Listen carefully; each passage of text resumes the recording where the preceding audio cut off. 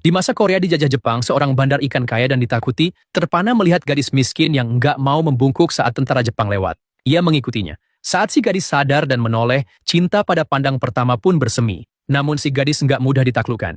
Ia menolak ikan segar pemberian si bandar karena takut jadi gosip. Si bandar dikenal playboy. Saat hendak pulang, 3 pemuda Jepang berusaha merenggut kesuciannya.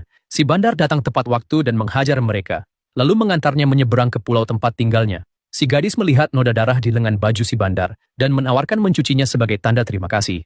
Sejak itu mereka sering bertemu di sungai. Si bandar menemaninya mencuci. Terungkap si gadis nggak pernah sekolah karena miskin dan karena ia perempuan. Si gadis terpesona pada wawasan si bandar dan cara bicaranya yang cerdas.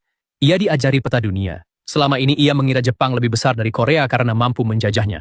Ternyata Jepang lebih kecil dan seharusnya bisa dikalahkan. Mendengar semangat juangnya, si bandar makin kasmaran. Suatu hari si bandar mengajaknya mencari jamur di hutan.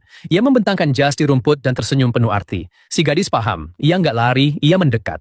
Hubungan terlarang pun terjadi dan berulang. Saat si gadis hamil, si bandar menolak menikahinya. Ia telah beristri di Jepang, meski hasil perjodohan paksa. Si gadis menolak dijadikan simpanan. Si bandar marah dan menuduhnya sengaja hamil agar dinikahi. Si gadis hancur, marah dan kecewa. Suatu hari, pendeta muda yang sakit pingsan di depan rumahnya. Si gadis dan ibunya merawatnya.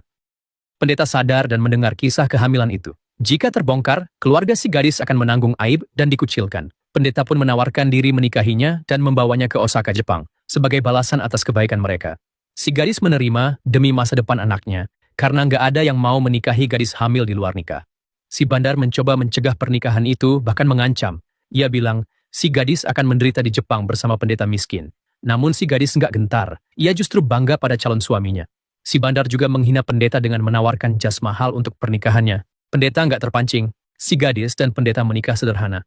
Mereka ke Osaka, siap menjalani hidup pahit sebagai imigran Korea, warga kelas 2 yang kerap diinjak Jepang. Keduanya mencintai si gadis. Si bandar mencintai dengan ketakutan, takut kehilangan reputasi, kenyamanan, dan hidup mapannya. Sementara sang pendeta mencintai dengan pengorbanan.